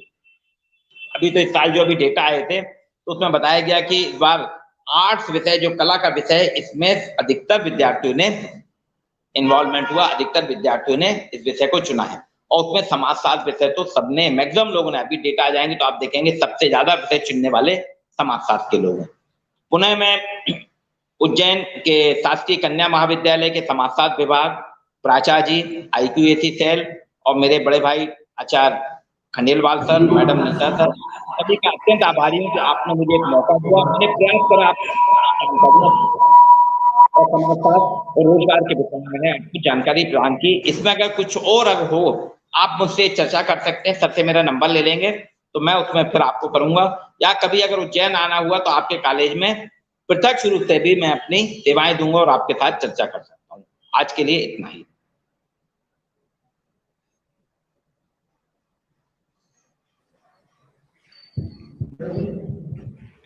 सर बहुत धन्यवाद। आज तक हम आपके पुस्तकों से और आपके YouTube के वीडियो से रूबरू थे। आज हम आपको अपने मध्य पाकर आपके बहुमूल्य विचारों, अनुभवों को प्रत्यक्ष सुनकर बहुत गदगद है, आनंदित है। समाजशास्त्र विषय को जिस ऊंचाइयों पर आपने अपने अनुभवों से, विचारों से पहुंचाया है, कोई भी क्षेत्र ऐसा नहीं है जहां समाजशास्त्र के विद्यार्थी को रोजगार की संभावना नहीं। मेडिसिनल सोशियोलॉजी से लेके रील थेरेपी हम सुनते भर थे, और आज हमने आपसे सुना और महसूस किया कि वाकई में कोरोना के संक्रमण काल में जो एकाकीपन और जो अनुभव किया है लोगों ने, जिस यंत्रणा को अनुभव किया है, मेडिसिनल सोशियोलॉजी वाकई में एक अद्भुत अनुभव है।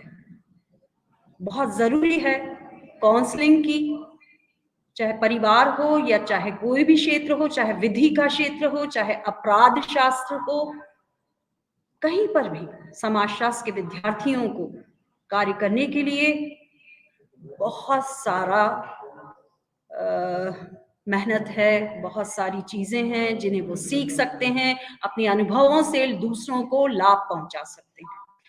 सादर धन्यवाद सर।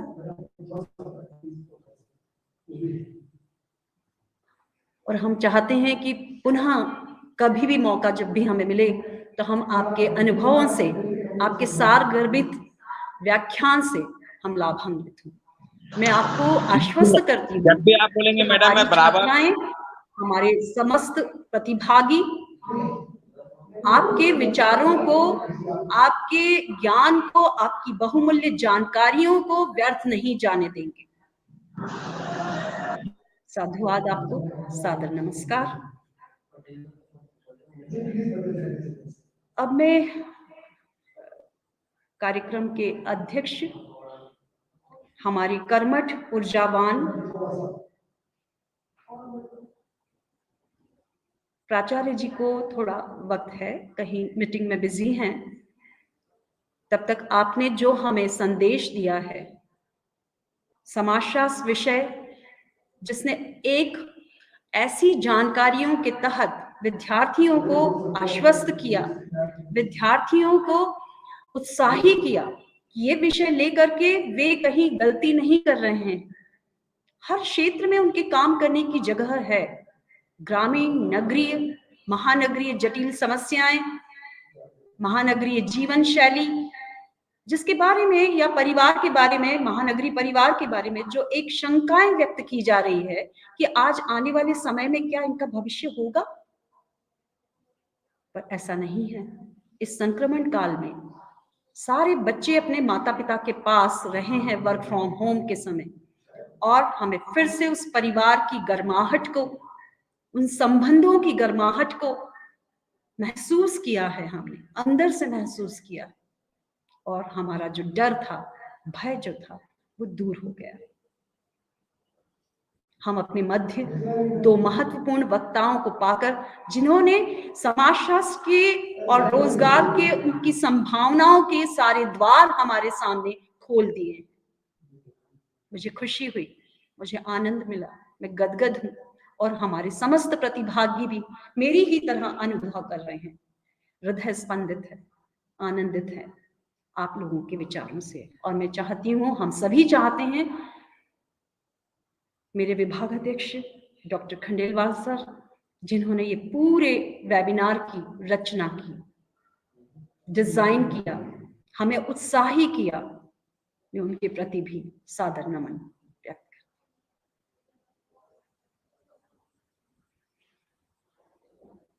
कार्यक्रम अध्यक्ष डॉक्टर HL अनीजवाल सर, हमारे प्राचार्य, शासकीय कन्या स्नातकोत्तर महाविद्यालय उज्जैन, कर्मठ ऊर्जावान प्राचार्य जो पल पल हमारे साथ हैं।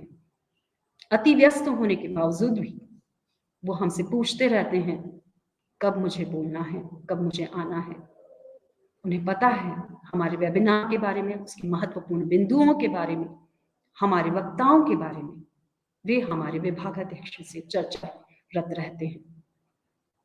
उन्हें मैं आशीर्वचन हेतु आमंत्रित करती हूँ। डॉक्टर HL अनीजवाल सर, प्राचार्य।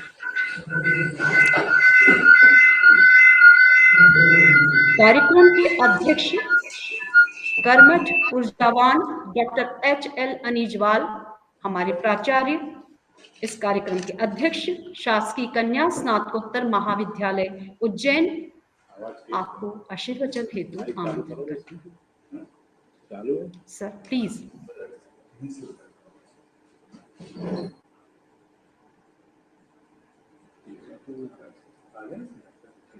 अभी आपको लेंगे सर।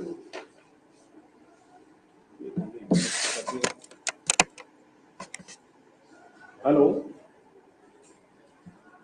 हाँ नीता मैडम, आवाज आ रही क्या? यस सर, आ रही है आपकी आवाज। हाँ ठीक सर, है ना। महाविद्यालय समाजशास्त्र विषय के प्राध्यापक doctor Khandelwal sir, doctor Neeta Tiwari, doctor Pragya Dubey, आप सभी को बहुत बहुत धन्यवाद कि आपने आज एक सामयिक विषय पर वेबिनार विद्यार्थियों के लिए आयोजित किया। निश्चित रूप से इस सेमिनार से विद्यार्थी लाभान्वित होंगे। मैं चूंकि इस पूरे सेमिनार को शुरू से बड़े शांति से सुन रहा था, बीच बीच में दूसरे काम भी निपटाता रहा था, लेकिन पूरे समय मैंने सुना है। डॉक्टर महेश शुक्ला जी के व्याख्यान, उनके उद्बोधन को भी मैंने सुना। डॉक्टर ध्रुव कुमार दीक्षित द्वारा जो कई तरह की चीज़ें पेश की गई और जिनके माध्यम से सामाजिक व्यक्ति विभिन्न माध्यमों से रोजगार प्राप्त कर सकता है, उनके द्वारा प्रस्तुत किया गया। क्योंकि एक मनुष्य सामाजिक प्राणी होता है, और बिना समाज के हम कुछ भी नहीं कर सकते। परिवार भी समाज का ही एक हिस्सा है। जब बच्चा पैदा होता है वो परिवार में रहता है, परिवार के व्यक्तियों से ही वो सीखता है। बड़ा होने पर जब वो हायर एजुकेशन प्राप्त करता है, समाज के विभिन्न परिवेश में वो रहता है और समाज में रहते हुए विभिन्न प्रकार की चीज़ों को सीखता है और उसी से उसका व्यक्तित्व का विकास होता है और व्यक्तित्व विकास करने के पश्चात ही वह अपने कई तरह के प्रोफेशन में शिफ्ट करता है। तो मुझे ऐसा लगता है कि सामाजिक विज्ञान, समाजशास्त्र समाज के लिए बहुत ही उपयोगी विषय हैं, जो हर क्षेत्र में हमको कहीं ना कहीं उसकी उपयोगिता दर्शित होती हैं और इसको बड़े सुंदर तरीके से डॉक्टर दीक्षित द्वारा पेश किया गया। मुझे ऐसा लगता है कि निश्चित रूप से हमारे श्रोता, हमारे दर्शक इन सब चीज़ों से लाभान्वित होंगे। मैं पूरे महाविद्यालय परिवार को, जिन्होंने एक सुंदर विषय पर सेमिनार आयोजित किया, और हमारे अतिथियों का, विशेष रूप से दीक्षित सर का, शुक्ला जी का, जिन्होंने बड़े ही सरल तरीके से इस सेमिनार के अंतर्गत विभिन्न माध्यम से हम कैसे रोजगार प्राप्त कर सकते हैं, ऐसे कौन कौन से साधन हैं जिनके माध्यम से विद्यार्थी रोजगार प्राप्त कर सकता है। जैसा दीक्षित सर ने कहा, रेड क्रॉस, यूनेस्को, योग, इन सभी में हमको कहीं ना कहीं समाजशास्त्र की आवश्यकता परिलक्षित होती है। तो निश्चित रूप से हमारे सारे विद्यार्थी, हमारे इस वेबिनार सेमिनार से जितने भी लोग जुड़े हुए, आपके इस वक्तव्य से लाभान्वित होंगे। मैं पुनः आप दोनों का, महाविद्यालय परिवार के सभी सदस्यों का धन्यवाद ज्ञापित करता हूं कि आपने महाविद्यालय परिवार के लिए एक समय निकालकर एक अच्छा व्याख्यान का आयोजित किया। पुनः सभी को धन्यवाद। हमारे अतिथियों का भी हम महाविद्यालय परिवार की ओर से धन्यवाद ज्ञापित करते हैं। धन्यवाद। धन्यवाद सर। आपके आशीर्वचन से, आपकी प्रेरणा से, आपके पल पल हमारे वेबिनार के लिए आशीर्वाद से यह वेबिनार सफलता की ओर है। कार्यक्रम के अंत में विभागाध्यक्ष आदरणीय खंडेलवाल सर को मैं आमंत्रित करती हूं कि वे आभार प्रदर्शन करें। साथ ही एक सभी प्रतिभागियों के लिए, छात्राओं के लिए एक नोटिस है कि फीडबैक लिंक चैट बॉक्स पर उपलब्ध है और सभी प्रतिभागियों को, सभी को उसे भरना है ताकि आपको प्रमाण पत्र प्राप्त हो सके। श्री खंडेलवाल सर।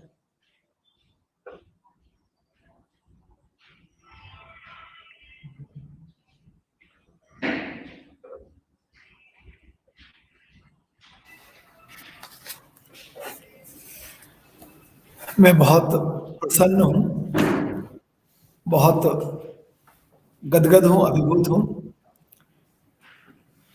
यह वेबिनार ऐसा लगता है मुझे कि विद्यार्थियों और शिक्षकों दोनों के लिए रोजगार और समाजशास्त्र और रोजगार के संबंध में उपयोगी, महत्वपूर्ण, कैरियर निर्माण संबंधी जानकारी देने में सफल हुआ है। कार्यक्रम के सफल समापन के क्षणों में मैं सबसे पहले इस कार्यक्रम को सफल बनाने के लिए, प्रेरणा देने के लिए, नेतृत्व करने के लिए संस्था के मुखिया डॉक्टर श्री HN अनिजवाल जी का हृदय से आभार, धन्यवाद व्यक्त करता हूं। आपके कुशल नेतृत्व में इस संस्थान में विविध विषयों पर लगातार आयोजन हो रहे हैं। यह आपके कुशल, सक्षम नेतृत्व का परिचायक है। मैं दिल की गहराइयों से हमारी संस्थान की IQAC कोऑर्डिनेटर डॉक्टर नीता तपन मैडम का आभार देता हूं। आपकी प्रेरणा इस कार्यक्रम के आयोजन का आधार बनी। भाई महेश जी शुक्ला बहुत सहज सरल व्यक्तित्व के धनी हैं, मेरे घनिष्ठ मित्र हैं। इस आयु के स्तर पर, वरिष्ठता के इस स्तर पर भी उनकी ऊर्जा हमें काम करने की प्रेरणा देती है। आपने अपनी गरिमामयी उपस्थिति, अपने वक्तव्य और मध्यांचल सोशियोलॉजिकल सोसाइटी के माध्यम से इस वेबिनार को आयोजित करने की अनुमति, स्वीकृति देकर मुझे बहुत उपकृत किया है। मैं आपके प्रति बहुत बहुत आभार व्यक्त करता हूं। भाई ध्रुव दीक्षित के लिए मेरे पास शब्दों की कमी है। वह इस कार्यक्रम के मुख्य वक्ता, बहुत सरलता से एक बार मेरे किए गए निवेदन पर उन्होंने इस महत्वपूर्ण विषय पर व्याख्यान देना स्वीकार कर लिया, और यह उनका व्याख्यान मुझे ऐसा लग रहा था कि यह विद्यार्थियों के लिए बहुत उपयोगी होगा। उन्हें रोजगार के क्षेत्र की जानकारी मिलेगी, वह अपना कैरियर निर्माण कर सकेंगे। पर मुझे ऐसा लगता है कि यह विद्यार्थियों के साथ साथ शिक्षा जगत के मेरे साथियों के लिए भी बहुत उपयोगी जानकारी देने वाला उनका वक्तव्य, उनका व्याख्यान रहा। और सबसे महत्वपूर्ण बात यह कि उन्होंने बहुत कम समय में, 40 मिनट के समय का मैंने उनसे निवेदन किया था, उन्होंने गागर में सागर भर दिया। यह वेबिनार छात्राओं को निश्चित तौर पर केवल मार्गदर्शन नहीं देगा, उनके भविष्य निर्माण के लिए एक आधार भी तैयार करेगा। मैं आपके प्रति बहुत हृदय के अंतरतम से आभार व्यक्त करता हूं। मैं मेरे विभाग की साथी प्राध्यापक डॉक्टर नीता तिवारी जी, साथी डॉक्टर प्रज्ञा दुबे जी का आभार व्यक्त करता हूं। सुचारू संचालन डॉक्टर तिवारी मैडम ने किया, और डॉक्टर प्रज्ञा ने बहुत सुंदर शब्द चयन के माध्यम से अतिथियों के विराट व्यक्तित्व का परिचय दिया। मैं उन सभी मेरे वरिष्ठ सम्माननीय साथियों, सहभागियों, मेरी संस्था के समस्त शिक्षक साथियों, विद्यार्थियों का आभार व्यक्त करता हूं, जिन्होंने मेरे निवेदन को स्वीकार कर इस गरिमामय आयोजन में अपनी सहभागिता दी। विशेष रूप से इस आयोजन के केंद्र में मेरी दृष्टि में केवल छात्राएं थी कि उनके कैरियर निर्माण के लिए यह वेबिनार उपयोगी हो, उनके लिए मार्गदर्शक हो। पर मैंने जैसा इसके पहले भी कहा कि यह विद्यार्थियों के साथ शिक्षकों के लिए भी बहुत उपयोगी रहा है। मुझे उम्मीद है कि विद्यार्थी इस आयोजन से लाभान्वित होंगे और भविष्य निर्माण में यह आयोजन उनके लिए पथ प्रदर्शक होगा। इसी के साथ मैं पुनः सबके प्रति आभार व्यक्त करता हूं। सभी प्रतिभागियों से निवेदन है कि चैट बॉक्स में दी गई फीडबैक लिंक को कॉपी कर वह फीडबैक अनिवार्य रूप से भेजें। सबका पुनः आभार, और इसके साथ ही यह वेबिनार समाप्त होता है।